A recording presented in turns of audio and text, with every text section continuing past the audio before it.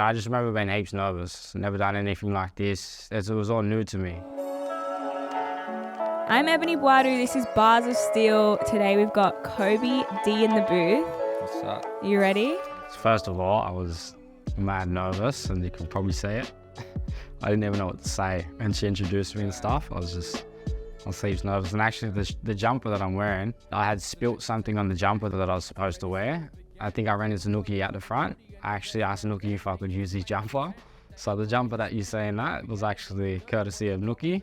And the beat was made by JT, who's worked on a lot of stuff for me. I originally wrote it to a Nas type beat from YouTube, but quickly got JT to remake the beat, which he actually did the night before. Yeah, shout out to JT.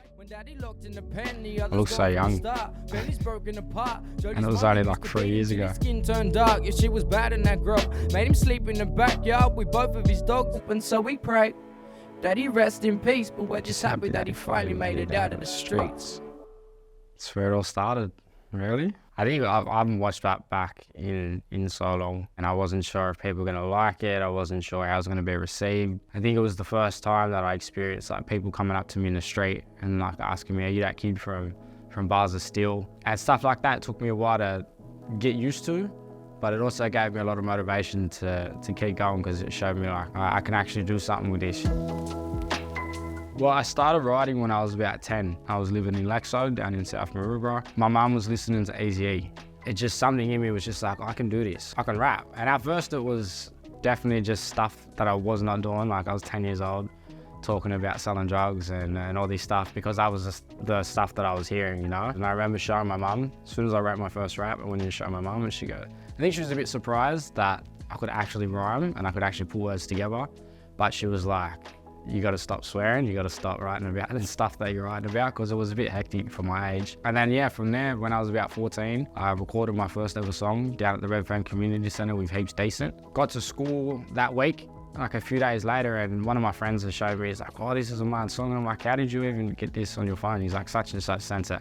Next thing you know, someone else has got it. Next thing you know, someone else has got it. And then like everyone in the school had our songs on their phones, and someone ended up putting it up on YouTube, and just from there, everyone knew all the lyrics, and then everyone just knew me as Kobie Dee. Like everyone just knew me as the rapper now. So it's definitely been a massive song for my career. I lost my voice. First day of tour, lost my voice halfway through Jody, and I remember just letting the crowd sing, and like the crowd just sang the lyrics to me, and it looked cool and it sounded cool because the crowd was just singing it for me. What I wanted to do with that song, I wanted to take people on a journey into like some of the communities that we're from, and take them on a journey and understand that like people don't just wake up one day and decide to go down the wrong path. People don't just wake up and decide to do that stuff. Everybody's got a story.